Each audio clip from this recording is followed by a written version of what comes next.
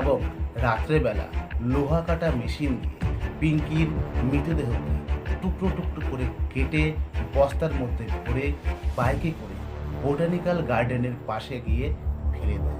Police অমরকান্ত ঝাকে Bihar থেকে আর বিকাশকে হায়দ্রাবাদ থেকে গ্রেপ্তার করে। এরপর 13ই ফেব্রুয়ারি তাদেরকে কোর্টে তোলা হয়। 2024 সালে অর্থাৎ 6 বছর পর এই 4 জন আসামিকে যাবজ্জীবন কারাদণ্ডে দণ্ডিত করে তেলেঙ্গানা কোর্ট। তো বন্ধুরা, আজকের সত্য ঘটনা অবলম্বনে এই গল্পটি কেমন লাগে? যদি ভালো লেগে থাকে তাহলে অবশ্যই আমাদের চ্যানেলটিকে সাবস্ক্রাইব করতে ভুলবেন না।